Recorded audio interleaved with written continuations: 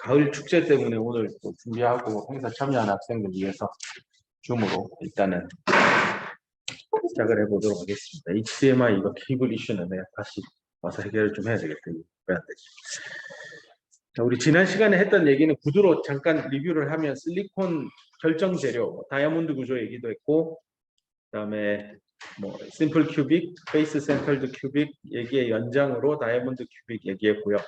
그다음에 레티스 컨스탄트 0.543 나노미터 얘기도 했던 것 같습니다. 그다음에 실리콘 원자 번호 14번이고 컨덕티비티, 리지스티비티 개념으로 도체, 부도체, 반도체 구분한다. 그다음에 실리콘 어타믹 덴서티 되게 중요하다고 했죠. 5 곱하기 10의 22승 퍼 큐빅 센티미터 그 얘기했고 그 과정도 상세히 설명했습니다. 그 다음에 그 밀러 인디시스 소자, 중자, 대자 면발이 중요하다. 면과 방향에 대한 얘기도 했고요.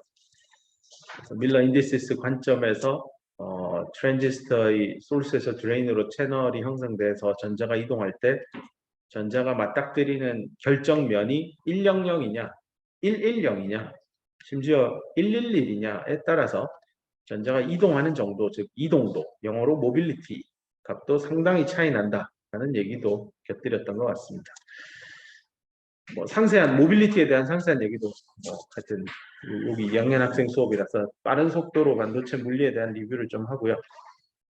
소자 쪽 얘기로 더 집중을 해볼 생각입니다. 자, 오늘도 조금은 빠른 속도감 있게 반도체 물리에서 특히 고체 물리학 중에서 이 반도체 소자를 이해함에 있어서 필요한 것만 뽑아다가 계속 가보겠습니다. 우리 비엘의 책의 챕터 2에 해당하는 얘기고요. 책도 여기 강의 노트 순서에 맞추어서 꼭 한자 한자 다 읽어보길 바랍니다. 굉장히 초보자에게 이해하기 쉽도록 편한 단어들 위주로 해서 설명을 한 책이라서 정말 강력히 추천합니다. 오늘 또 렉처 3번에서 다룰 얘기는 전자와 홀은 무엇입니까? 그리고 에너지 밴드 모델에 대해서 또 상세히 가보겠습니다. 일단은 실리콘의 전기적인 성질 정리를 해봤는데요. 실리콘은 반도체 재료 이미 지난 시간에 얘기를 했고요. 특히 상온에서는 다소간 좀 높은 수준의 리지스티비티를 가진다라고 해서 10의 4승 옴 센티미터 정도였습니다. 그다음 오늘 얘기의 이제 시작은 이러한 결정질 실리콘, 크리스탈 실리콘 재료 내부에 움직일 수 있으면서 전하를 띠고 있는, 지금 제가 한 얘기가 되게 중요합니다. 전류를 흘리기 위한 자격 요건이 뭡니까? 움직일 수 있어야 되고요. 둘째는 전하를 띄워야 됩니다. 움직이는데 전하 안 띄면요, 전류하고 아무 상관없습니다. 전하를 띄긴 띄는데 주변 원자에 의해서 꽁꽁 묶여서 움직이지 못합니다. 전류하고 직접적인 상관은 없습니다. 전하를 띄고 있는 그 자체가 주변에 흐르는 전류에 영향을 줄지언정 본인이 움직일 수 없기 때문에 전류의 흐름에 직접 가담할 일은 없습니다. 고로 실리콘 결정 재료 내에서 여러 가지 부품들, 다이오드나 트랜지스터, 캐패시터, 인덕터 만듭니다. 이런 집적회로 디바이스들을 모아서 서킷을 만들고 시스템을 구현할 텐데 결국 전류가 흐르겠죠. 전기 줘가지고 전압 만들면 전류가 흐를 텐데 그 전류를 흘리는 근원은 무엇인가? 그 근원이 되기 위한 자격 요건은 모바일하고 차지드 되어 있어야 된다는 얘기입니다.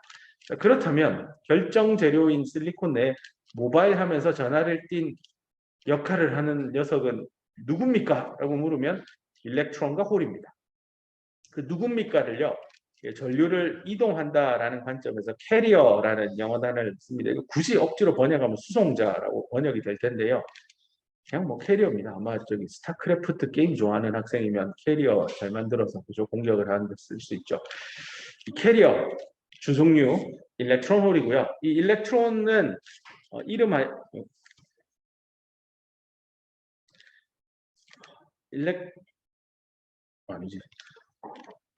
일렉트론하고 홀 두 종류가 있는데 일렉트론은 앞에다가 컨덕션이라는 좀 수식어를 붙였는데요. 이 반도체 물리나 반도체 소자 관련된 얘기에서는 컨덕션이라는 말을 굳이 쓰지 않아도요. 일렉트론이다라고 하면 기본적으로 컨덕션 일렉트론입니다. 그러면 컨덕션 안 하는 일렉트론도 있긴 있나 보네요 라고 마음속에 질문이 떠오를 수도 있는데요. 우리 지난 시간에 잠깐 언급한 대로 실리콘이 있으면 n 이퀄 1, n 이퀄 2, n 이퀄 3 해서 뭐 주변에 이렇게 뱅글뱅글 도는 전자들 있잖아요. 요런 놈들이에요. n 이퀄 1인 이 오비탈에 돌고 있는 전자는요, 실리콘 양성자에 바짝 붙어 있어서요, 얘는 절대 전류 흐름에 참여하지 않습니다. 이런 녀석들은 전자는 맞죠. 근데 컨덕션 일렉트론은 아닙니다. 근데 반도체 물리나 반도체 소재 학문에서 얘기하는 일렉트론, 거의 백발백중 전류를 흘리는데 참여하는 전자, 그걸 이름하여 컨덕션 일렉트론이라고 굳이 서술해서 얘기할 수도 있으나 앞으로는 그냥 전자라고 얘기할 겁니다. 뒤에 또 이렇게도 표현합니다. 프리 일렉트론이다 이렇게도 표현하거든요. 이 프리라는 개념이 이런 실리콘 양성자에서부터 완전히 속박되어 있지 않고 밖으로 뜯겨져 나오니까 자유전자다 이런 표현도 합니다. 어쨌건 자유전자, 뭐 전도전자, 그냥 전자, 그럼 그냥 다 똑같이 전류를 흘리는데 참여하는 전자다라고 이해하기를 바랍니다. 특별한 언급이 없으면 그렇게 얘기할 겁니다. 자, 이 전자는 여러분 아는 대로 음의 전하를 띠고 있고 그 반대의 개념이 홀인데요. 홀은 양의 전하를 띈 캐리어입니다. 즉 모바일하고 전하를 띠고 있습니다. 다만 전하의 방향이 자유전자하고는 반대인 극성을 띱니다. 홀이 뭡니까? 라고 만약에 시험 문제 1번 What is 홀? 이라고 물으면 뭐라고 대답할지도 상당히 난해할 겁니다. 뒤에 또 같은 질문에 대한 답을 쓴 렉처 노트가 있으니까 그때 한 번 더 논의합시다. 홀은 존재하지 않는 건데 홀이 무엇입니까? 라고 물으면 홀은 없는 거죠. 그 답도 사실 틀린 답은 아닌데 조금 공부하다 보면 약간은 이걸 뭐라고 정의 내려야 할지에 대해서 혼란스러워질 겁니다. 없는 건데 정의를 내린다고요? 이런 개념이라서 또 계속 가봅시다. 세 번째 꼭지에서 얘기할 거는요. 컨덕션 일렉트론, 즉 자유전자와 홀, 반도체 안에 있는 거의 농도 얘기입니다. 농도는 기본적으로 단위는 여기 나와 있는 대로 세제곱센티미터당 몇 개냐 개념이고요. 이 농도는 모듈레이티드 될 수 있습니다. 바꿀 수 있습니다. 전자나 홀의 양을 바꿀 겁니다. 근데 어떤 식으로 몇 가지 방법이 있는데 크게 네 가지가 소개되어 있습니다. 네 가지 중에 우리가 가장 흔히 쓰는 게 1번, 2번입니다. 3번, 4번은 사실은 뭐 3번은 너무 직관적이고 운도 높아지면 전자 어디선가 많이 발생되어서 양이 많아질 것 같고요. 틀린 얘기도 아니고 irradiation이면 외부에서 들어오는 방사선 같은 강한 에너지를 가지고 있는 빔들인데요. 그놈들이 실리콘 원자를 때리면 주양자수 1번에 있는 절대 뜯겨져 나오지 않아야 될 전자가 방출되어서 자유전자가 되는 이상한 일도 일어나죠. 그래서 뭐 이런 irradiation이나 온도 변화에 의해서도 전자나 홀의 농도가 바뀌는 건 맞습니다만 실제 집적회로 D램 랜드에서 이런 일은 우리가 지양해야 되는 겁니다. 온도가 바뀌더라도 뭐 동일한 성능을 유지해야 될 거고 외부의 환경이 바뀌어서 우주로 뻗어나가는 반도체 칩이 있더라도 지구상에서 동작하듯이 동작해주기를 뭐 설계하는 사람들은 그렇게 희망할 겁니다. 자, 그러면 1번, 2번만이 전자나 홀의 농도를 바꾸는 방식인데 주로 1번이 공정 단계에서 제조 단계에서 전자나 홀의 농도를 결정하는 중요한 스텝입니다. 2번 단계는요, 이제 소자를 어떻게 설계하느냐, 그 다음에 소자가 어떤 전압에 어떻게 동작하게 될 거냐의 개념을 들고 전자나 홀의 농도를 바꾸는 거라서요. 실제 제조 단계에서 하드웨어적으로 딱딱하게 뭔가 완성품으로 나올 때는 1번이 유일하게 실리콘 결정 재료 내 전자와 홀의 농도를 결정하는 핵심적인 스텝입니다. 1번에 읽어보면 by 동사 원형 ing 뭐뭐 함으로써죠. adding 넣음으로써 특별한 impurity atom 뒤에 i.2점은요 that is입니다. 다시 말해서 그런 다른 말로 하자면 이런 뜻인데요. 도펀트입니다. 그래서 도펀트 또는 impurity atom 다 같은 단어고요. 이런 불순물은 다 누가 불순하냐라고 묻는다면 실리콘이 아닌 모든 원자들은 불순물입니다. 실리콘 입장에서는. 그래서 실리콘 이외의 물질인데 주로 반도체 공장에서는 컬럼 4, 4족에 있는 실리콘 이외에 3족, 2족 또는 5족, 6족에 있는 심지어 4족에서 카본, 자기 머리 위에 있죠. 주기율표상에. 밑에는 게르마늄, 원적에서 나오는 게르마늄 있잖아요. 그런 것도 다 불순물입니다. 됐죠? 그래서 실리콘 이외의 어떤 불순 물질을 넣어서 결과적으로 얻는 건 반도체 재료, 즉 실리콘 결정 재료 내에 전류를 흘리게 되는 원천인 캐리어가 되는 움직일 수 있으면서 모바일하면서 전하를 띠고 있는 두 개의 입자, 일렉트론과 홀의 농도를 바꾸는데 활용할 겁니다. 그러면 이런 현상들에 대해서 뭔가 설명을 하고 이해를 돕기 위해서 사람들이 이렇게 좀 그림으로 그래피컬하게 표현하는 도구들을 가지고 왔는데요. 가장 흔히 쓰는 게 본드 모델입니다. 또는 뭐 ing를 붙여서 본딩 모델 이렇게도 표현하는데요. 2차원 2D 레프리젠테이션이라 되어 있는데 지난 시간에 잠깐 언급한 대로 펜이 없으니까 되게 불편하네. 손가락이 얇아야 됩니다. 자, 실리콘 원자 하나가 있는데 최외곽에 전자 4개가 있죠. 그 옆에 또 하나, 둘, 셋, 4개가 있는데 여기 보면 점 2개가 찍혀 있으니까 얘 전자가요. 좌측 우측에 있는 실리콘 원자가 서로 전자를 공유해서 2개의 실리콘 원자가 단단하게 결합합니다. 엔간해서는 안 떨어집니다. 뭐 망치로 때려도 저건 거의 안 끊어진다고 보면 됩니다. 굉장히 단단한 결합이고요. 저런 결합을 표현하기 위해서 여기에 제가 동그라미를 치는 이유는요. 뭐 안 쳐도 되고 쳐도 됩니다. 근데 치는 이유는 저는 그걸 강조하고 싶어서요. n 이퀄 1하고 2까지의 돌고 있는 전자들은 실리콘에 딱 바짝 붙어 있거든요. 그래서 그걸 좀 강조하기 위해서 동그라미 친 거고요. 동그라미 안 쳐도 상관없습니다. 이 동그라미 바깥쪽에 있는 이 전방위 같은 검정색 점, 요 4개가 이제 가운데 있는 실리콘 원자가 원래 갖고 있던 최외곽 전자 4개가 되겠습니다. 그래서 뭐 이렇게 좌우 위아래로 실리콘 원자들이 서로 손에 손을 잡고 코밸런트 본딩이라고 하죠. 영어로 공유 결합을 통해서 결합을 완성합니다. 물론 이 결합의 규칙은 지난 시간에 언급한 대로 다이아몬드 구조를 가지고 있습니다. 지금은 이제 평면상에 2차원 2D로 표현하다 보니까 이게 그냥 가로 세로로 밋밋하게 표현되어 있지만 사실은 실리콘 원자 하나 있으면 자기 머리 위에 실리콘 원자 하나 있고요. 자기 발 밑에 정삼각형 형태로 그죠?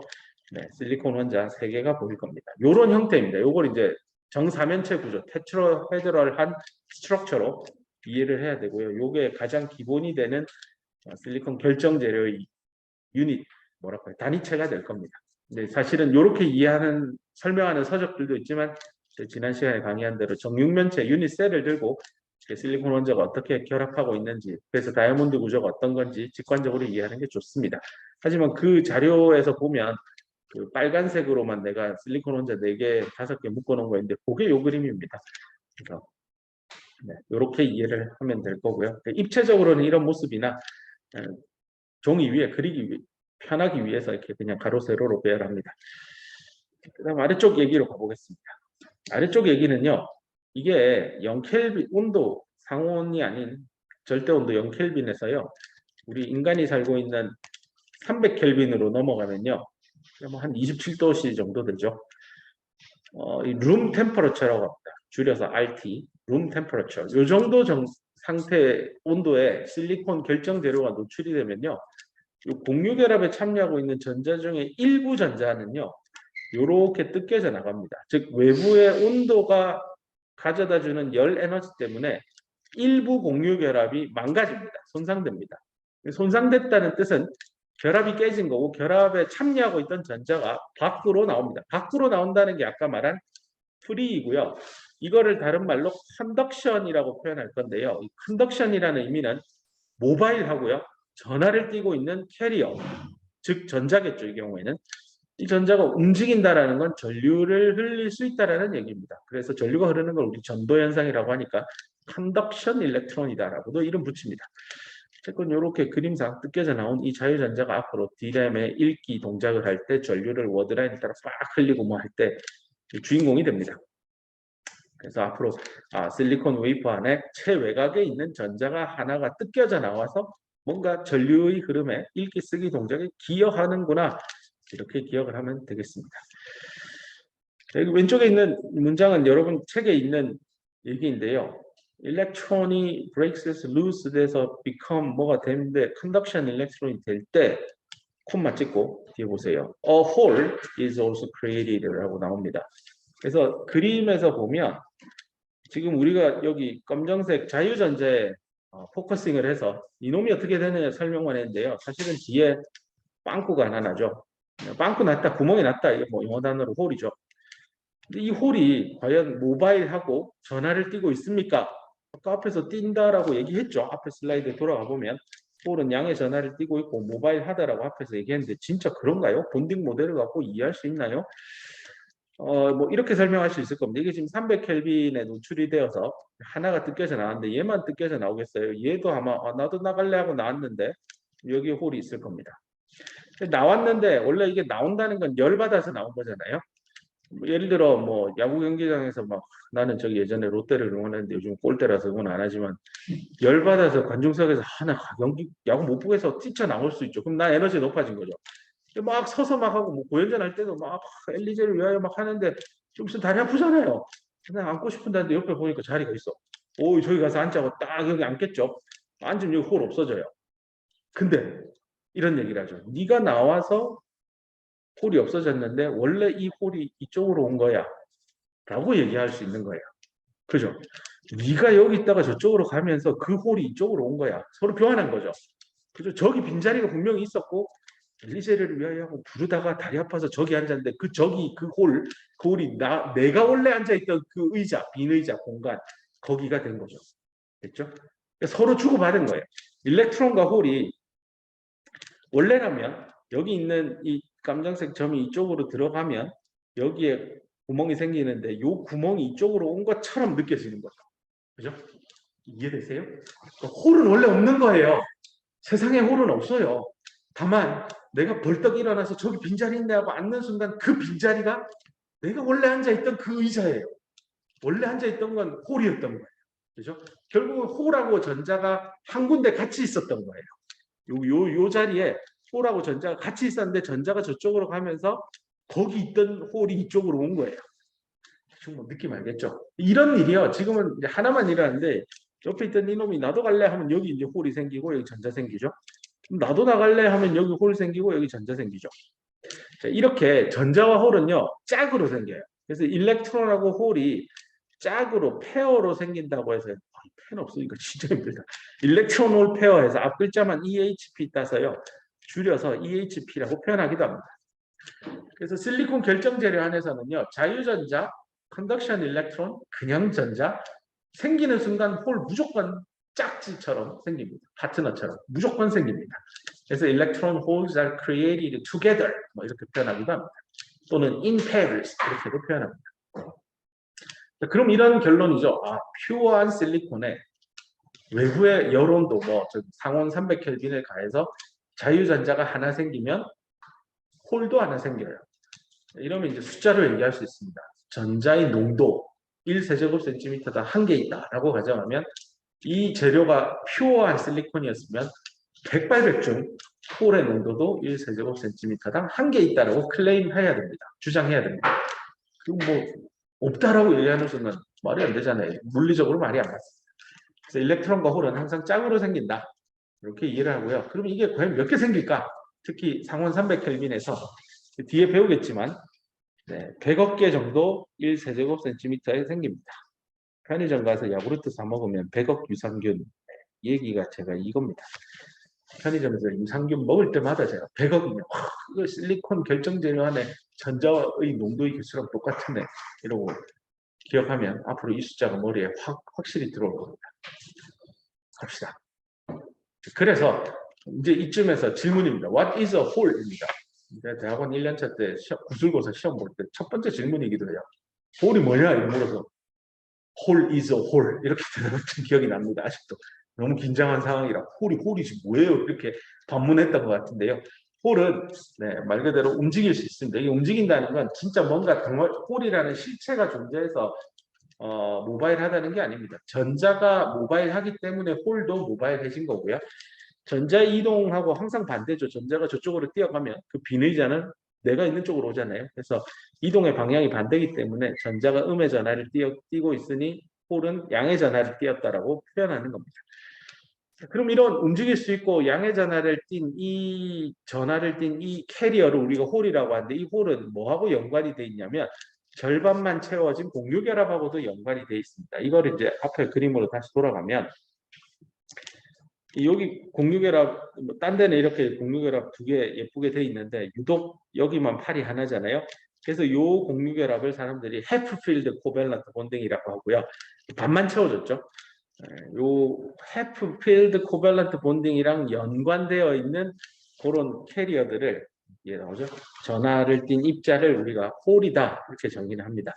그래서 반도체 안에서는요, 이 홀을 어떻게 대접해 주냐면 양의 전하를 띠면서 움직이는 입자다라고 트리트 대접해 줄 겁니다. 그래서 사실상 전자의 짝지가 될 거고 전자가 이동하는 거에 반대로 이동하는 전류를 흘리는 수송자 캐리어는 홀입니다. 이러다 보니까 이제 N형 반도체, P형 반도체, N-타입 트랜지스터, P-타입 트랜지스터 이렇게 보수적인 관계죠. 수학에서 얘기하는 뭐 아니면 도 이런 걸 이제 수학에서는 이산수학이라고 합니다. 이산수학 관점에서 디스크리트한 어떤 연산을 할 수 있게 되고 이게 0 아니면 1이 0의 보수가 1이고 1의 보수가 0이 되듯이 뭐 아니면 도의 형태가 되기 때문에 바로 디지털 컴퓨팅에 활용이 되겠구나라고 이해하면 되겠습니다. 그러니까 플루이드 어널러지는 좀 이따가 이게 그겁니다. 물병이 이렇게 하나 있으면요. 위에 물병은 물이 거의 없죠. 자작자작 있죠. 그래서 이 경우에는 요 물을 전자라고 표현하고 빈 공간을 홀이라고 하는데요. 위에 물병 같은 경우는 전자의 움직임이 눈에 도드라질 거예요. 근데 아래쪽 물병을 보면 이게 물이 대부분 채워져 있잖아요. 또 구멍이 별로 없어요. 자, 이런 경우에는 물병을 막 자기가 들었다 생각하면 뭐 예를 들어 저기 뭐예요, 뭐 소주 딸 때도 막 흔들어가지고 배우리 해가지고 콱 따잖아요. 그때 그 봐요, 눈에 보이는 게 배우리 공기의 움직임이지 물의 흐름이 잘 안 보이잖아요. 그러니까 누가 더 많느냐의 싸움이에요. 전자가 많은 환경이면 홀이 유독 어떻게 움직이는지 잘 보일 거고요. 전자가 별로 없는, 즉 홀이 굉장히 많은 환경에서는 전자의 이동이 뭔가 전류의 흐름에 큰 역할을 하고 설명하기 편할 겁니다.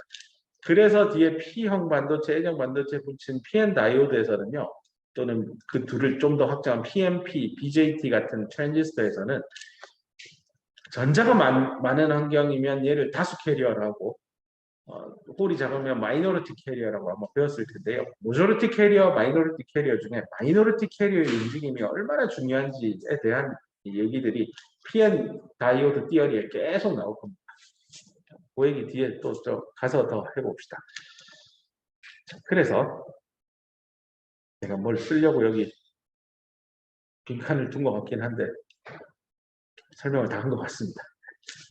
자, 그래서 아까 말한 100억 유산균 얘기로 갑니다. 이게 물리학자들이 특히 고체 물리학을 연구하시는 분들이 요 온도 200도, 300도, 400도 이렇게 끊겨 있는 거 보이죠? 300도에서 실리콘 커브, 두 번째 커브하고 만나는 지점을 딱 보면 여기에요, 여기. 그죠? 여기. 그래서 10의 10승입니다. 100억이죠? Y축의 의미가 글자가 좀 어그러져 있는데 N 서브 I입니다. 서브스크립트 의미할 때 I. 그래서 N 서브 I라고 영어로 읽으면 되고요. N 서브 I의 값이 단위는 이제 세제곱 센티미터당 몇 개냐입니다. 그래서 N 서브 I가 10의 10승이니까 자유전자가 100억 개나 있구나. 그러면 홀도 100억 개 있구나. 인데요. 이걸 뭐 물리학자들이 이렇게 온도에 대한 함수로 N 서브 I인데 요 N은 뒤에 정리된 게 있어. 여기 있네요. 이거부터 합시다. 용어를 익혀야 되니까. 단위 부피당 전자가 몇 개 있느냐를 N으로 앞으로 표현할 건데요. 밑에다가 I 첨자를 넣는다는 것은 인트린직한 캐리어의 농도입니다. 그래서 앞으로 돌아가서 여기 제가 N 서브 I라고 표현한 것은 이 퓨어죠, 퓨어. 퓨어의 어려운 영어 단어가 인트린직입니다. 이거를 번역하면 인트린직을 진성의 뭐 이렇게 형용사로 번역을 하던데요. 회사 가서 진성 반도체 이런 얘기 하시는 분 만나본 적이 없습니다. 그냥 퓨어 실리콘 또는 인트린직 실리콘 이렇게 표현합니다.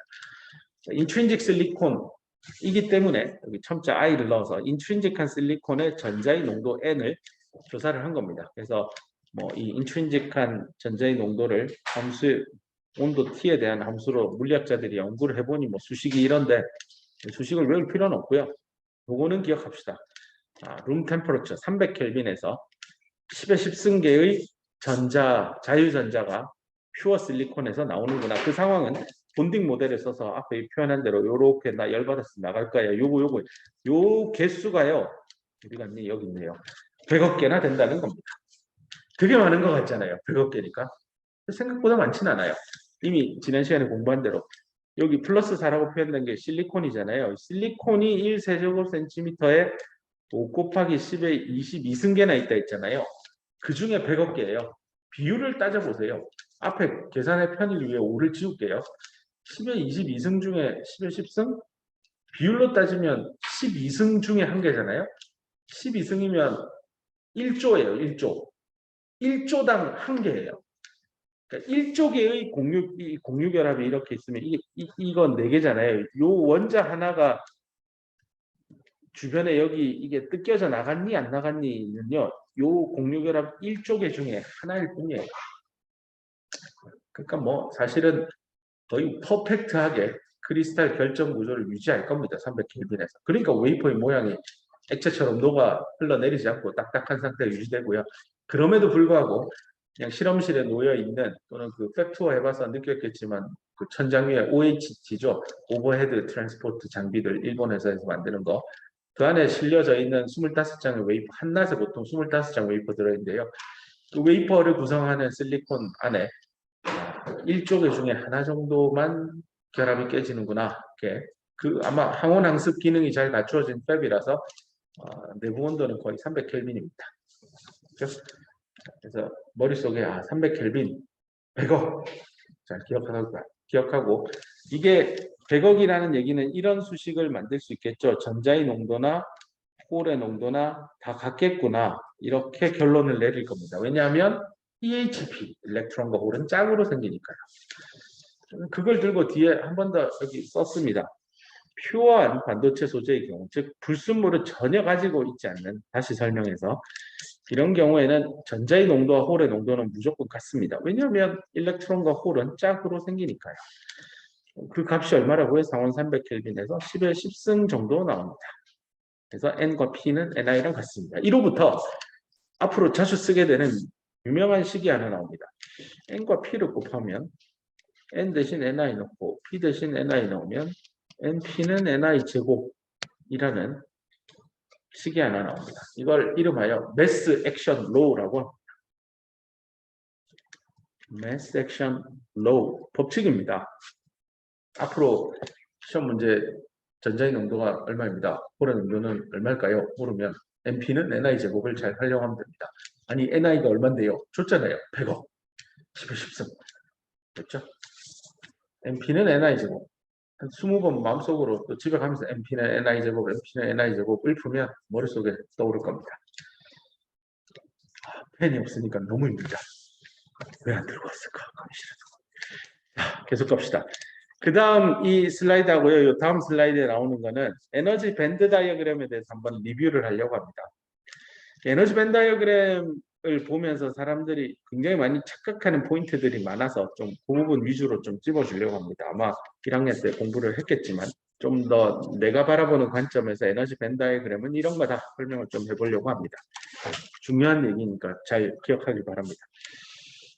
이 슬라이드 타이틀에 있듯이 원자에서부터 결정 재료까지라는 뜻인데요. 실리콘 원자 하나에 대해서는 아마 고등학교 때도 공부를 하고 뭐 물리나 화학에 관심이 있는 학생들, 특히 양자 물리나 이런 데 관심이 있으면 일반 교양 서적을 봐도 실리콘 원자 주변을 돌고 있는 전자는 이렇게 양자화되어 있는 궤도에만 전자가 존재하니 뭐니 이런 얘기들입니다. 그게 이거잖아요. 여기 고립되어 있는 실리콘 복수형인데 일단 원자 하나만 생각합시다. 여기 해운대 바닷가에 있는 실리콘 원자 하나고요. 저기 하와이 바닷가에 있는 실리콘 원자 하나를 생각합시다. 서로 너무 멀리 떨어져 있어서 아무런 상호작용을 하지 않을 겁니다. 뭐 다른 말로 고립되어 있는 실리콘 원자들일 겁니다. 이 실리콘 해운대에 있는 실리콘 원자의 최외곽의 에너지 궤도나 하와이에 있는 거나 똑같겠죠. 뭐 서로 영향을 미치지 않으니 똑같은 실리콘 원자고요. 그러면 Y축이 이제 전자가 가지고 있는 에너지 값을 나타내는 척도일 때 3S 궤도, 3P 궤도의 값이 정해질 겁니다. 이것은 해운대 거나 하와이 거나 똑같을 겁니다. 여기에 전자 2마리 있고 여기도 2마리 이렇게 앉아 있겠죠. 물론 빈자리 4개가 더 있겠지만 어쨌건 뭐 들어가 있습니다. 자, 이제 실험을 할 겁니다. 우리의 관심사는 실리콘 원자 하나 들고 트랜지스터 만들고 디램 랜드 만드는 회사가 아닙니다. 우리의 관심사는 실리콘 원자를 모아서 다이아몬드 구조를 가진 크리스탈 실리콘으로 만들고 그 내부에다가 뭔가 설계를 해서 읽기 쓰기 동작이 가능한 우리의 행복한 기억을 저장해주는 저장 장치를 만드는 제품을 개발하는 겁니다. 그러면 실리콘 애텀에서부터 실리콘 결정 재료로 개념을 바꿔야 됩니다. 실리콘 원자 하나에는 아까 말한 대로 이렇게 스테이트가 나눠져 있죠. 그래서 에너지 스테이트들이 있습니다. 그 들 중에 최외곽에 있는 것만 여기 위에 하나 3S, 3P로 표시해뒀습니다. 그러면 실리콘 결정 재료로 넘어오면 이런 에너지 스테이트에 해당하는 개념은 도대체 뭡니까? 라는 겁니다. 그걸 고체 물리학을 연구하는 물리학자들이 과거에 개발을 해둔 게 있습니다. 이름하여 에너지 밴드 다이어그램을 쓰면 된다라는 건데 이게 어디서부터 출발하냐면 개념은 이렇습니다. 어차피 해운대에 있는 거랑 하와이에 있는 건데 너 이쪽으로 와. 나도 갈게 하고 만나야 결합을 할 거 아니에요. 자, 이런 식으로 결합을 한다라는 건 실리콘 원자와 실리콘 원자 사이에 이렇게 궤도가 서로 부딪힌다는 뜻입니다. 궤도가 부딪힌다는 건 뭔가 궤도의 변형이 일어날 거고 궤도의 변형이 일어난다는 건 그 변형이 일어난 궤도의 에너지 값이 바뀐다는 뜻입니다. 해운대에 있을 때는 3SP 궤도에 해당하는 매칭되는 에너지 값 얼마, 3P 궤도에 해당하는 매칭되는 에너지 값 얼마라고 딱 정해져 있고 해운대 실리콘이나 하와이 실리콘이나 그 3S, 3P의 에너지 값은 정해진 값, 뭐 그게 얼마인지 모르지만 딱 정해져 있을 겁니다. 하지만 해운대 실리콘하고 하와이 실리콘 만났다 칩시다. 그러면 최외곽의 에너지 오비탈 그 궤도는 일그러질 거고 일그러졌다는 건 더 이상 3S에 매칭되는 에너지 값을 가지지 못할 거라고 충분히 추론할 수 있을 겁니다. 자, 그러면 부딪히게 합시다. 부딪히게 하면 이런 보통 이제 이걸 파동, 뭐 웨이브, 뭐 이런 걸로 이제 어려운 책에 나오는데 저는 쉽게 이렇게 두 개의 파도가 있다고 합시다. 이거 하나는 해운대, 하나는 하와이입니다. 파도 둘이 만납시다. 그러면 로 아니면 하이잖아요. 그러니까 저기 도박 게임 같다. 로 하이. 하이로. 이 두 개가 만나면 이렇게 높은 하이가 돼서 2H의 높이를 가지는 종래에 존재하지 않는 새로운 에너지 값을 가진 파도가 만들어질 겁니다. 바로 이 점입니다. 고립되어 있는 실리콘 원자들은요. 뭐 아니면도 로우 에너지, 하이 에너지 둘만 가지는 웨이브를 가졌다라고 한다면 두 개의 실리콘, 해운대 실리콘, 하와이 실리콘 만났더니 종래 한 번도 경험하지 못한 새로운 형태의 파도가 만들어지고 새로운 형태의 웨이브가 만들어지고 새로운 형태의 에너지 오비탈이 생성된다는 뜻입니다. 새로운 형태, 종래에 없었다라는 것은 종래에 있던 에너지 값, 즉 3S, 3P 궤도에 매칭이 되는 이 두 개의 에너지 값 이외의 에너지 값을 가지는 어떤 에너지 스테이트들이 다수다발적으로 확 생긴다는 뜻입니다. 그 과정이 여기 나옵니다. 실리콘 원자들을 거리를 어텀 스페이싱을 디크리징 줄여봅시다. 이 가상 생각 실험하는 거예요. 이렇게 해서 실리콘 레티스 스페이싱 아까 0.543 나노미터 기억하죠? 다이아몬드 구조까지 만들어서 실리콘 원자를 최대한 밀접하게 붙입니다. 그러면 원래 있었던 3S 궤도, 3P의 궤도 여기 에너지 두 개만 있는 게 아니라요. 원래 없었던 종래에 존재하지 않던 이런 새로운 에너지 값들이 가진 오비탈들이 무지하게 이렇게 생기는 겁니다. 생기는데 양자 화학을 하시는 분들이 계산을 했어요. 이 생기는 게 뭐 당연히 불연속적으로 생기겠죠. 이게 생길 줄 알았는데 재미난 현상이 있어요. 특정 에너지 값에서는 아예 에너지 스테이트가 존재하지도 않아요. 희한해요. 그래서 이게 약간 밴드처럼 보이는 거예요. 스테이트들을 S 붙여서 스테이츠는 하나의 그룹이 되는데 걔를 밴드라고 표현해요. 근데 이런 밴드가 여러 개 있는 거예요. 이 과정이 왜 이런지에 대해서 상세하게나 계산해보고 싶어요 하면 저기 물리학과에 고대 물리학과에 개설되어 있더라고요. 양자 물리학 대학원 1년차 수업 들으면 저거 계산시킨다 합니다. 그래서 뭐 우리가 그것까지 계산할 필요는 없고요. 결론만 기억을 합시다. 동일한 실리콘 원자에 최외곽에 전자 4개가 앉을 수 있는 에너지 스테이트는 3S, 3P 그에 해당하는 에너지는 딱 2개밖에 없죠. 근데 이런 실리콘을 애텀스 복수로 여러 개 다이아몬드 구조 가지도록 갖다 붙였더니 종래에 존재하지 않는 새로운 에너지 스테이트들이 막 생겼구나. 근데 재미나게도 요렇게 2개, 요걸 이제 밴드라고 합니다. 밴드가 여러 개로 생기죠. 그리고 밴드와 밴드 사이에는 에너지 스테이트가 없는 이런 이상한 일이 일어납니다. 이게 뭐하고 비슷하냐면요. 야구 경기장 이제 고연전 하면 그거는 고양시에서 하겠지만 잠실에서 하든 뭐 고향에서 하건 그 이렇게 의자들이 막 배치돼 있잖아요. 그 옆에도 이렇게 의자가 있고 그 뒤에도 의자가 있어요. 요거 되게 비슷해요. 의자에 사람이 앉잖아요. 사람을 전자라고 생각하고요. 요 의자가 에너지 스테이트라고 생각하세요. 어떤 에너지 스테이트, 오비탈이 있어야만 전자가 거기 앉지.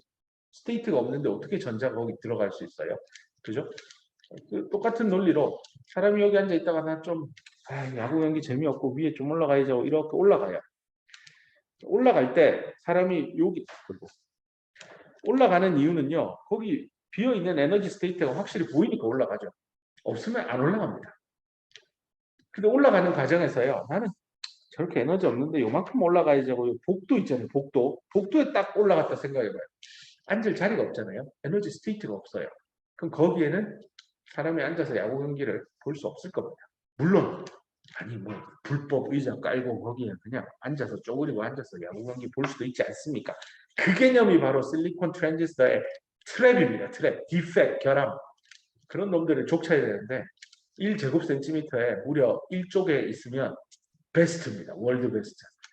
실리콘 결정 구조에서 결함을 1제곱센티미터 정도 되는 면적의 1쪽에 만들었다. 월드 베스트입니다. 보통은 10조, 별 공정 기술 도입 안 하면 한 100쪽에 만들어집니다.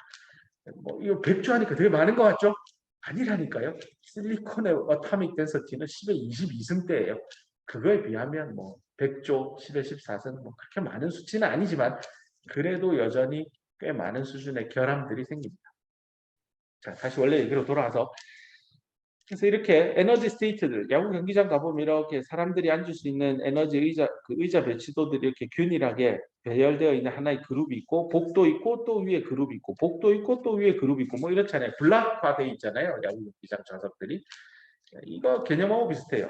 실리콘 결정 재료 안도요 이렇게 밴드들로 다수의 에너지 스테이트 사실 촘촘하나 연속은 아니에요. 촘촘하게 붙어 있는 밴드가 있습니다. 그러면 이 밑에도 사실 밴드 있고 그 밑에도 있고 더 있고요. 위에도 밴드 있어요. 근데 최외곽 전자 3S에 2개 있고 3P에도 2개 있잖아요. 근데 고립된 실리콘의 원자수를 N개 있다라고 하면 전자의 개수도 2N, 2N개씩 있겠죠. 이 2N, 2N을 합치면 4N개의 최외곽 전자가 있습니다.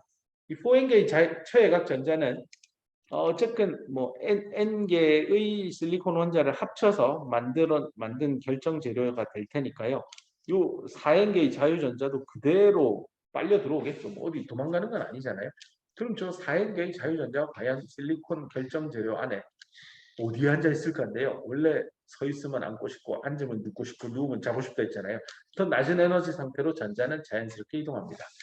야구 경기장도 저 위에 멀리 있는 데서는 경기가 잘 안 보이니까 앞에 자리 비면 앞으로 가고 싶어 하는 거랑 똑같습니다.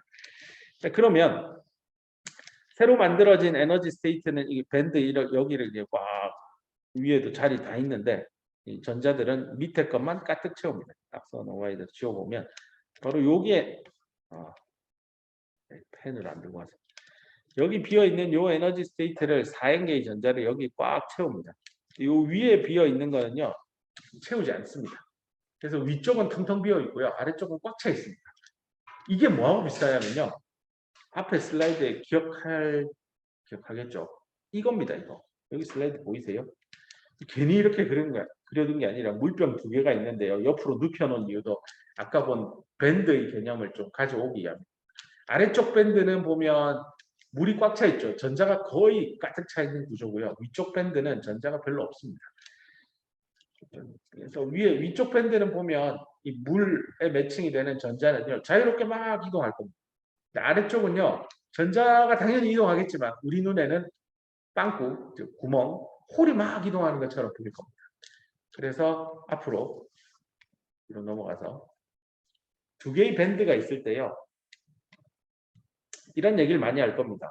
이쪽 아래쪽 밴드에서는 홀이 막 어떻게 이동하는지 설명을 많이 할 거고요. 이 위쪽 밴드에서는 이거 자꾸 옛날 게 나오죠. 전자가 어떻게 이동하는지 막 나올 겁니다. 그런 얘기하고도 연관이 되어 있으니까 상상을 해보고요. 네, 할 얘기는 거의 다 했습니다.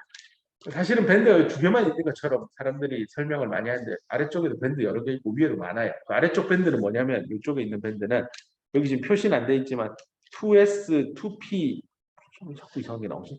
2S, 2P 있잖아요. 그 녀석들이 만들어내는 밴드들도 있습니다. 근데 뭐 2s2p는 이미 전자로 가득 차 있고 가득 찬 놈이 새로 생성된 밴드에 또 가득 차니까 설명할 필요가 없죠. 그래서 이 밑에 쪽에 하단부 얘기는 반도체 책에서 아예 설명도 안 하고요. 이 위쪽은 텅텅 비어 있으니까 아예 설명도 안 합니다. 우리의 관심사는 최외곽 전자가 있는 이 부분 3s, 3p 이쪽에서 어떻게 저기 전자들이 밴드 안을 이 두 개의 밴드를 채울 거냐 이 이슈입니다. 그래서 이제 용어 설명을 합시다. 아래쪽 밴드는 밸런스 밴드라고 하고요. 위쪽 밴드는 컨덕션 밴드라고 이름을 붙일 거고요. 이 밸런스 밴드는 주로 거의 다 채워져 있습니다. 그리고 컨덕션 밴드는 대부분 텅텅 비어 있는 상황이 될 겁니다. 이 정도를 얘기를 하고요. 밴드 다이어그램에 대한 얘기로 넘어갑시다. 아니, 펜을 얼른 뛰어가서 갖고 오고 싶다. 근데 다른 교수님이 수업하고 있을 테니 들어갈 수도 없겠네, 지금은. 자, 에너지 밴드 다이어그램. 되게 중요합니다. 앞으로 뭐 이 한 학기 동안 에너지 밴드 다이어그램 그리시오 하는 시험 문제를 중간 기말에 당연히 볼 거고요. 회사에 가서도 뭔가 소자를 설계를 하고 뭐 할 때, 야, 밴드 다이어그램 그려봐봐. 설명해봐. 전자가 어떻게 한다고? 야, 밴드 다이어그램으로 그리면 잘 나오지 않아? 하고 맨날 앉아서 칠판에 이걸 그리고 있는 자기의 미래의 모습이 될 겁니다. 그럼 이 밴드 다이어그램 도대체 뭡니까? 뭐 이겁니다. 실리콘 뭐 이렇게 해서 좌우로 쫙 연결된 걸 한번 머릿속에 상상합시다. X 방향에 대해서 지금 제가 손으로 그린 건 본딩 모델이에요. 여기에는 전자가 하나 이렇게 있는데요. 얘가 이렇게 흘러가고 있어요. 이렇게 설명할 수 있겠죠. 근데 여기에 담지 못하는 정보가 바로 이렇게 흘러가는 이 자유전자의 에너지가 얼마인지는 이걸 어떻게 표현하지? 방법이 없습니다. 그럼 이렇게 하면 되죠. 좀 새빨갛게 그려가지고 좀 얘는 에너지 높고 얘는 좀 연하게 그려서 그죠? 이렇게 하면 얘는 에너지가 높은 전자 뭐 이렇게 쓰면 안 되는데 야 그렇게 따지면 높은 놈 좀 덜 높은 놈 두 개밖에 구분 안 되지만 숫자로 어떻게 얘기할 건데 결국은 한계에 부딪힙니다. 그러면 에너지를 Y축에다가 놓고 뭔가 표현할 수 있는 도구가 필요한 거죠. 그래서 잘 보세요. 이 학생들이 굉장히 많이 헷갈려 하는데 실리콘 원자 얘 하나 중심으로 얘가 결국은 결정 재료 안에 들어있는 실리콘이잖아요. 그럼 이놈은 아까 말한 대로 두 개의 밴드, 컨덕션 밴드와 밸런스 밴드로 이렇게 나올 겁니다. 제가 이제 컨덕션 밴드 엣지라고 표현하는데요. 엣지 두 개만 딱 그릴게요. 그 위에도 에너지 스테이트들이 이렇게 다수 있지만 이제 앞으로 안 그릴 겁니다. 그냥 컨덕션 밴드의 하단부, 밸런스 밴드의 상단부 두 개만 그릴게요. 여기에 매칭되는 그림이 요렇게 그리면 될 겁니다. 요 옆에 있는 실리콘도 동일하게 밴드 엣지만 제가 그릴게요. 그 옆에 있는 놈도 이렇게 밴드 엣지만 그릴게요. 그 옆에 있는 것도 그릴게요. 이렇게 그리면 촘촘히 붙이면 이렇게 실선으로 이어질 겁니다. 이 실리콘 입장에서 밴드와 밴드 사이의 요 에너지 차이, 이걸 이제 사람들 밑에도 설명이 되어 있지만 밴드 갭 에너지라고 합니다. 실리콘 같은 경우 1.12 일렉트론 볼트 정도 되거든요. 1 일렉트론 볼트가 어느 정도 에너지냐면 1.6 곱하기 10의 마이너스 19승 줄 정도 됩니다. 뭐 역학 수업이나 뭐 에너지 뭐 화학이나 이런 고등학교 때 해볼 때 줄의 개념은 배웠을 테니까요. 그거에 마이너스 19승 수준이 1 일렉트론 볼트니 굉장히 작은 에너지입니다. 그래서 실리콘 결정 재료의 밸런스 밴드의 최상단에 있는 에너지 스테이트 값하고요. 컨덕션 밴드의 최하단에 있는 에너지 스테이트 사이의 에너지 차이는 1.12 일렉트론 볼트고 얘를 이름하여 밴드 사이의 갭이 벌어졌다고 해서 밴드 갭 에너지 표기는 E 서브 G로 표현합니다. 1.12 일렉트론 볼트 숫자 기억하길 바랍니다. 실리콘으로 밥 먹고 살 거니까 실리콘의 밴드 갭 에너지가 얼마인지 머릿속에 외워야 됩니다. 1.12. 안 외워지면 경찰에 신고할 겁니다. 112잖아요. 딱 봐도 이거는 112. 모르면 나 착각하는구나. 안 까먹을 겁니다. 이렇게 하면. 절대 안 까먹으라고 이렇게 가르쳐 주는 겁니다. 112입니다. 112.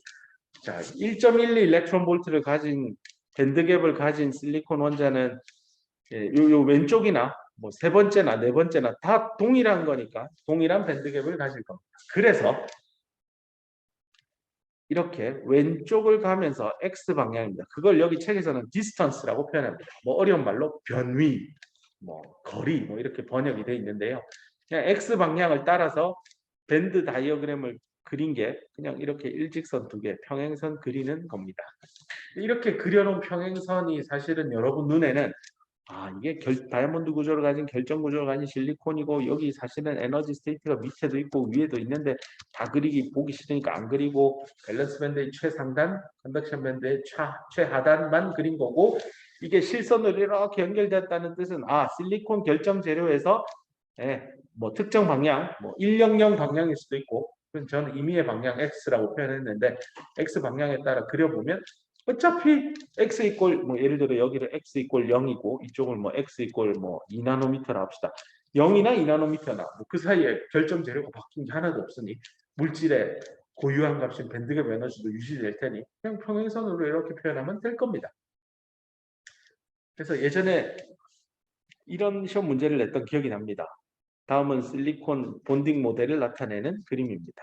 다음의 방향에 따라 밴드 다이어그램을 그려보세요 하고 냈더니 애들이 충격받아서 그림을 못 그리더라고요. 그래서 요즘은 미리 가르쳐 줍니다. 이 방향을 따라 밴드 다이어그램 그리세요. 이 방향을 따라 밴드 다이어그램 그리세요. 이 방향을 따라 밴드 다이어그램 그리세요. 이 방향을 따라서도 그려보세요. 이렇게 시험 문제를 내면 뭐지? 배운 적 없는데 이렇게 해요. 근데 아무 상관없습니다. 어차피 실리콘 결정 재료 내고요. 어느 방향을 쫓아가는 X, Y, Z 방향 또는 그것들이 합쳐진 임의의 방향이 될지언정 실리콘이 가지고 있는 밴드갭 에너지는 안 바뀝니다. 고로 어느 방향을 따라 여기 말한 디스턴스 어느 방향이 되었건 그냥 선 두 개 쫙쫙 끄면 끝납니다. 됐죠? 그래서 그걸 재미나게 혼란스럽게 하기 위해서 실리콘 본딩 모델 주고 그거를 막 방향을 막 여러 개 흐트러 가면서 저기 한번 벤 다이어그램 그려보세요 라고 냈더니 멘붕이 온 학생들이 많더라고요. 그 반도체공학 학생들은 흔들리지 말길 바랍니다. 실리콘이 한번 만들어지면 밴드갭 에너지는 셋 정해집니다. 그죠? 그런 상황에서 어느 방향의 결정 구조 방향 어디를 쳐다보더라도 벤 다이어그램의 모습은 평행선 두 개일 겁니다. 자, 일단 그 정도 해서 렉처 3에 있는 얘기 서머리를 한번 쭉 읽어보길 바랍니다. 네. 다 했습니다.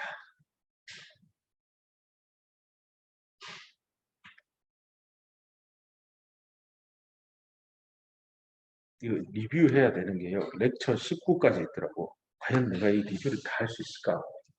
그거 지금 생각을 했는데 괜찮아요. 이번 학기하고 수업이 끝난 게 아니더라고요. 반도체 소자 2에 2가 있더라고요. 그래 뭐 1년 생각하고 가면 언젠간 다 하겠지 라는 마음으로 잘 가르치는 게 중요하지 대충 가르치고 진도 빼는 게 우리의 목적이 아니기 때문에 볼펜 좀 가지러 가고 싶다 진짜 15분밖에 안 남았어. 한 3분만 쉬었다가 남은 시간 축제 가요? 가을 축제? 네, 지금 하고 있습니다. 가세요? 고마하자. 축제인데 내가 15분 더 강의하려고 하니까 분위기가 안 날 것 같아서. 밴드갭 에너지 뭐 챕터 2.3인데요. 두 개만 설명하고 끝낼게요. 한 5분 쉬었달래 했는데 그냥 바로 갑시다. 이 밴드갭을 이용해서 머티리얼 클래시피케이션인데요. 소재를 분류하는 방식입니다. 앞서 첫 시간에 제가 반도체가 뭡니까 하면 리지스티비티 관점에서 리지스티비티가 높냐 낮냐 뭐 이런 걸 가지고 물질을 도체, 부도체, 반도체 구분했는데요. 드디어 이제 나옵니다. 물질을 구분하는 새로운 잣대입니다. 뭐 학생을 평가할 때 학점만 가지고 평가하지 않고 다른 잣대로 평가할 수 있듯이 재료도 역시나 뭐 전류를 얼마나 잘 흘리느냐, 컨덕티비티 또는 저항이 얼마나 좋으냐, 리지스티비티만 갖고 재료를 평가하지 않습니다. 이 밴드갭 에너지로 재료를 평가하는데요. 여기 그림에 나와 있는 대로 실리콘 실리콘 같은 경우는 밴드갭 112 SiO2라고 이거 반도체 너무 많이 쓰는 소재인데요.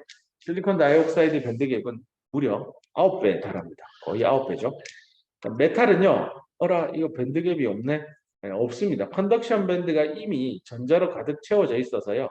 전류를 흘릴 준비가 돼 있습니다. 뭐 언제든 전압만 걸어줘요. 저는 전류 잘 흘릴 겁니다 하는 겁니다. 그래서 이런 소재들은 밴드갭이 없습니다. 밴드갭이 없다라는 뜻은요. 컨덕션 밴드하고 밸런스 밴드가 중첩되어 있다는 얘기입니다. 그래서 화면 안 나와요? 세상에. 좋은 지적입니다. 오, 큰일 날 뻔했네. 보자.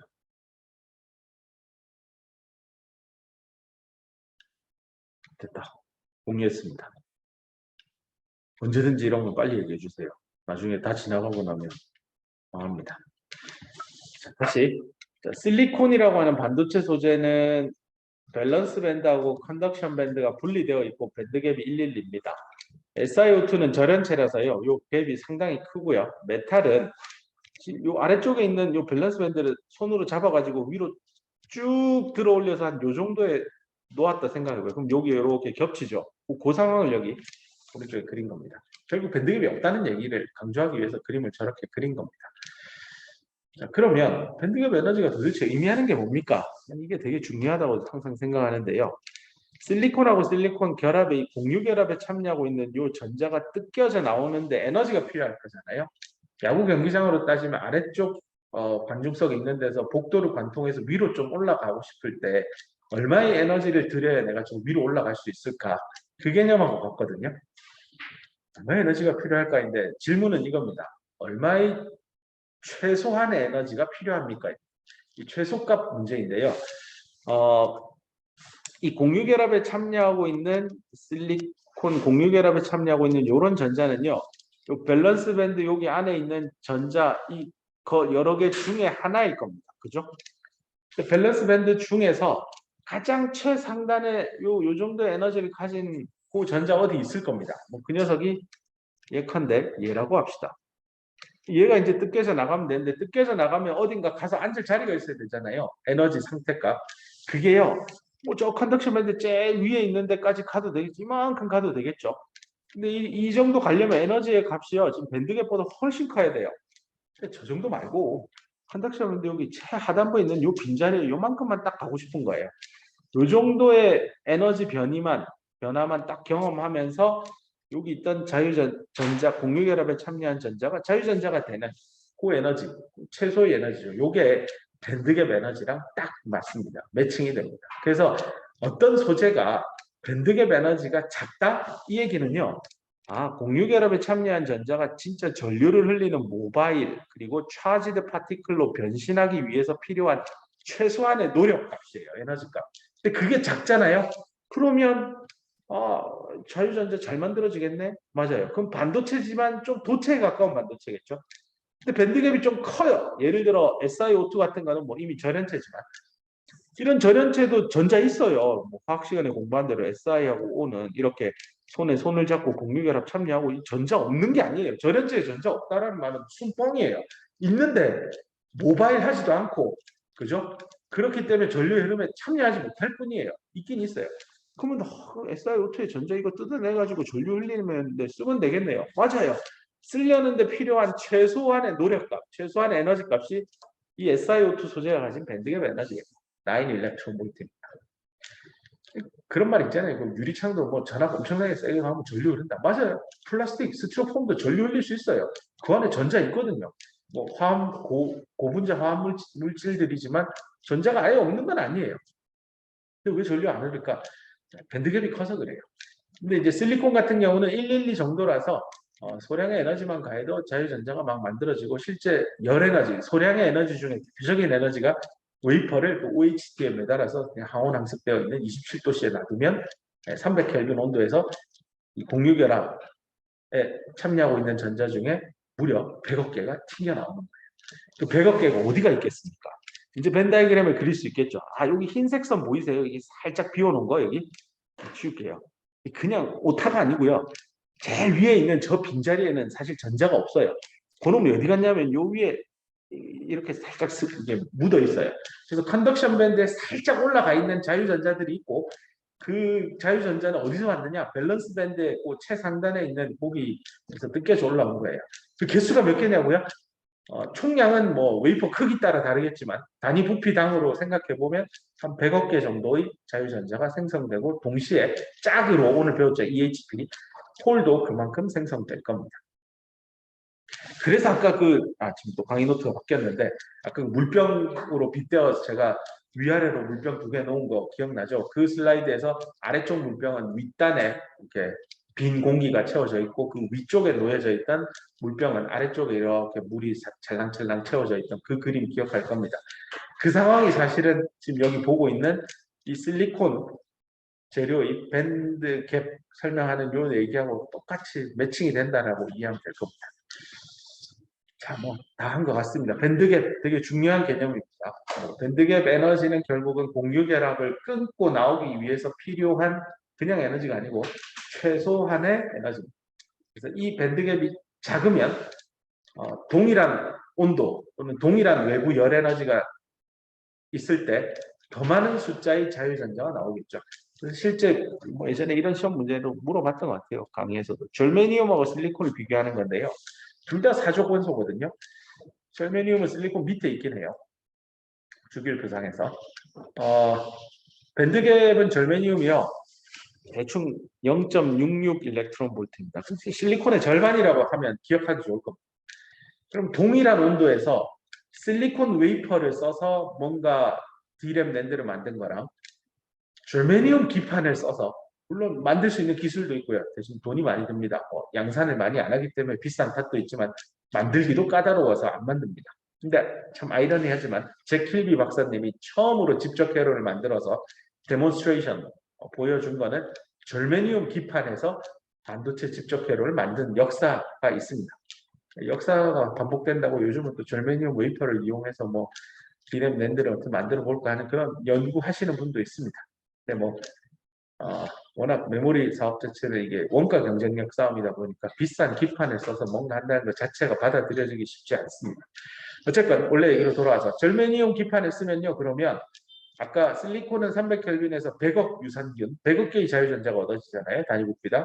절메니움은 밴드갭이 절반이라서요. 몇 배쯤 커질까? 밴드갭이 반동갈이 났으니까 2배 커질까? 아니요. 기하급수적으로 커집니다. 엑스포넨셜에 대한 함수라서요. 아까 제가 이 식 안 외워도 돼요 하고 퓨어 실리콘이라고 타이틀 달린 렉처 노트에 하단부에 식 있는데요. 대충 대입해서 계산해 보면 1000배 더 나옵니다. 그래서 10의 13승 개의 자유전자 홀이 절메니움에는 레디 되어 있습니다. 레디, 준비되어 있다는 거. 그만큼 자유전자가 많으니 절메니움은 똑같은 D램 낸드를 만들었을 때 훨씬 많은 전류를 흘리는 수송자 역할을 하는 캐리어들이 훨씬 1000배나 많아요. 전류가 단순 무식하게 계산해도 한 1000배는 더 흐르는 거예요. 그럼 뭐 전류가 1000배 흐르면 뭐 저항값, 뭐 캐파시터값 뭐 계산해서 RC 시상수값 계산하고 뭐 하는데 엄청 성능이 좋아져요. 그래서 사람들이 야 다시 절메니움 쓰자.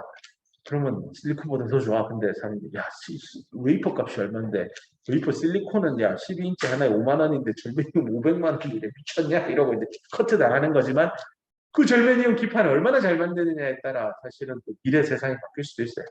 지금 우리는 실리콘으로 공부하고 있지만 고대 전작가 일기 선배들은 절메니움 시절이었고 우리 실리콘 시절이지만 여러분이 나중에 환갑을 지나서 나중에 고대 와가지고 강의할 일이 생기면 야, 우리 때 실리콘을 배웠는데 요즘 너 절메니움을 배운다며 회사가 받아 절메니움이야. 그렇게 될 수도 있어요. 아무도 몰라요. 미래는 어떻게 될지. 아무튼 그런 사례가 있다는 거 정도 얘기하고 네, 뭐 절연체는 밴드게 크고 반도체는 적당하고 메탈은 밴드게 먹고 네, 뭐 개념 설명 다 했고요. 오늘 강의의 마지막입니다. 이런 밴드게 에너지 사람들이 112 경찰서 번호 이거 어떻게 찾아낸 거예요? 요것도 이제 이제 나중에 여기 일부 학생들은 석사도 가고 박사도 가서 연구에 빠져서 또 더 개발을 또 일을 해볼 텐데요. 뭐 그 중에 미션 중에 하나가 요즘은 이제 값이 다 알려져 있지만 측정 장비도 이제 돈 주면 살 수 있지만 예전에 어떤 시절에는 이 실리콘 재료 밴드갭 값이 얼마인지 내가 실험적으로 증명해보고 싶은 거예요. 그걸 하는 여러 가지 방법 중에 하나가 빛을 이용한 겁니다. 여기 포톤이라고 되어 있는데요. 빛은 이제 파장을 여기 뮤라 하 곱하기 뮤인데요. 뮤가 이제 파장분의 1입니다. 주파수인데요. 단일 주파수를 가지는 빛을 발생하는 장비들을 예전에 만들었어요. 이게 모노크로메타라고 표현하는데요. 뭐 예를 들어 파장이 0.1 마이크로미터인 그런 빛 파장을 만들어내요. 걔를 실리콘에 딱 때려가지고요.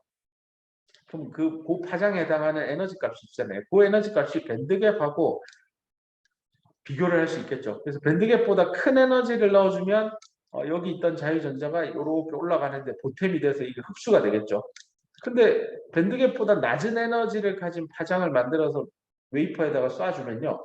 그 포톤 에너지, 즉 빛은요. 그대로 관통해버려요. 실리콘 웨이퍼가 흡수하지 않을 거예요.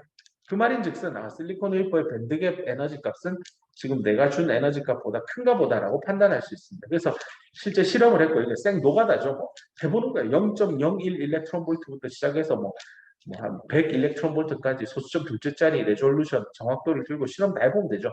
그렇게 해봤더니 112에서 딱 걸린 거예요. 112보다 살짝 크면 이 빛이 웨이퍼를 통과하지 못하고요. 112보다 소폭 작은 빛 에너지를 줬더니 빛이 다 통과해버려요. 그렇게 해서 찾아내면 되겠죠. 그래서 밴드갭 에너지를 어떻게 측정합니까? 위에 여기 꼭지에 설명되어 있습니다. 밴드갭 에너지는 결정된답니다. 어디서부터요? 최소 에너지 하 곱하기 뮤. 이 H 아니에요. 하예요. 하 뮤. 포톤의 최소 에너지값. 그 포톤의 에너지 값이 뭐라고 해요? 반도체에 의해서 흡수되는 최소의 에너지로부터 밴드갭은 추출할 수 있다라는 얘기입니다. 밴드갭 에너지 여기 몇 가지 선택된 반도체 소재인데 제일 많이 쓰는 게 실리콘, germanium 한 절반, 요 화물 반도체에서 대표적인 건데 갈륨 알세나이드 한 1.4. 여기로부터 우리가 추정할 수 있는 거는 N-sub I 값, 실리콘은 요 세 가지 재료 중에서는 넘버 2겠네. 줄 세우면 하고 이제 여러분 머릿속에 들어올 겁니다. 오늘 배운 얘기대로 밴드갭 에너지, 인트린직한 일렉트론 컨센트레이션 이 개념은 서로 되게 연동되어서 머릿속에 왔다 갔다 해야 될 겁니다. 네, 그 다음 얘기를 또 풀려면 이게 할 얘기가 많습니다. 비행기 좌석하고 똑같고요. 도핑 얘기도 좀 더 자세히 좀 해주고 싶은 것들이 있어서 이 얘기는 목요일 날 차선영 원장님 특강 듣고 추석 연휴 지나고 나서 화요일 날 도핑에 대한 또 상세한 얘기입니다. density of state에 대한 얘기. 아까 그 에너지 스테이트들 그냥 제가 막 여기저기 생겨요. 스테이트들의 합이 밴드예요라고 했는데 그걸 좀 더 들어가 보면 그 에너지 스테이트들이 어떻게 배치되어 있느냐 그것도 이해해야 돼요. 그게 개념이 density of state입니다. 줄여서 DOS인데요. 우리 생명과학관 이 건물의 이 201호 강의실의 density of state는 선형함수예요. 의자, 학생을 전자라고 생각하면 의자 개수가 딱 정해져 있고 한 칸 한 칸 한 칸 균이랑 간격으로 배치되어 있잖아요. 실리콘 안에 특히 컨덕션 밴드나 밸런스 밴드 안에 에너지 스테이트들은요. 이렇게 균일하게 있지 않아요. 뭐랑 똑같냐면 비행기 타보면 비즈니스 좌석 있고 이코노미석 있잖아요. 딱 그거랑 맞아요. 처음에 밴드 갭 엣지 근처는 비즈니스석들이에요. 에너지 스테이트들이 듬성듬성 있고요. 저 밴드의 깊숙한 쪽으로 들어가면 들어갈수록 의자들이 촘촘하게 배열되어 있는 이코노미 좌석처럼 배치되어 있습니다. 앞으로 비행기 탈 때마다 야 이거 실리콘네 말이야. 밴더스 밴드, 컨덕션 밴드의 스테이트들의 분포랑 같은 거야 라고 하면 이제 우리끼리는 그게 이해되지만 다른 사람들은 이해하지 못할 겁니다. 아무튼 그 정도까지만 오늘 강의하고요. 목요일 날 10시 반까지인가요? 학생들한테 안내된 게? 원래는 9시였는데 조금 미뤄졌죠. 네. 촬영이 11시에 레디 딱 액션해서 들어가더라고요. 그래서 아마 좌석에 앉아야 되는 시간이 한 10시 50분에는 착석을 해야 되니까요. 늦어도 10시 30분까지는 현장에 도착을 해야 되고요. 역삼역 아마 9번 출구가 나와서 도보로 1분 정도면 그 건물에 도착하거든요. 한국고등교육재단으로 검색하면 역삼동에 딱 나옵니다. 지도 잘 돼 있으니까 거기서.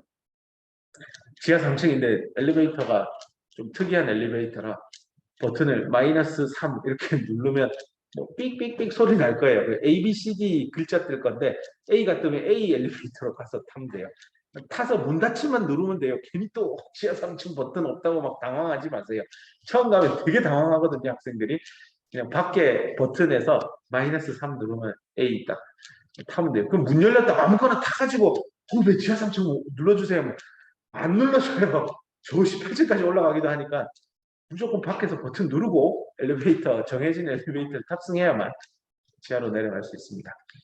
내일 늦어도 10시 반이니까 한 10시쯤 도착한다 생각하고 일찍 와서 간식 맛있는 거 준비하라고 했거든요. 맛있는 거 먹고 그 고등교육재단 내부에 그 정말 멋진 공간 한번 구경도 하고 사진도 찍고 최종현 홀도 보고 그다음에 일부 학생들은 여기 그 질문하는 사람으로 선정이 돼서 뭐 아마 내일 가면 모레 가면 안내해 줄 거예요. 촬영 감독님이. 나중에 강의 끝나면 네가 손 들고 첫 번째 질문이야. 너 두 번째, 너 세 번째야. 근데 그 세 번인가 하고 나면 그 다음은 자유 토론이거든요. 그러니까 강의 듣다가 궁금한 거 있으면 마음속에 머금고 있다가 자 이제 자유입니다. 손 드세요 할 때 팍 들고 하면 싱글샷으로 딱 잡아줄 겁니다. 그 SK 하이닉스 포함해서 이런 원장님 특강들은요. 하이닉스 구성원들이 되게 많이 수강해요. 그래서 자기의 이름도 알릴 수 있고 미래 하이닉스 엔지니어인 친구가 저렇게 있구나 하고 홍보하기 자기 PR하기도 좋으니까요. 서로 질문 좀 하려고 하고 좋을 것 같습니다. 아무튼 목요일날 고등교육재단에서 아침에 한 10시, 10시 반 사이에는 꼭 도착하도록 하겠습니다. 나는 일찍 가서 이것저것 준비하고 있을 겁니다. 와서 또 만나고 좋은 기억을 하나, 또 좋은 메모리를 하나 만들어 보도록 합시다. 수고했습니다. 목요일에 봅시다. 네.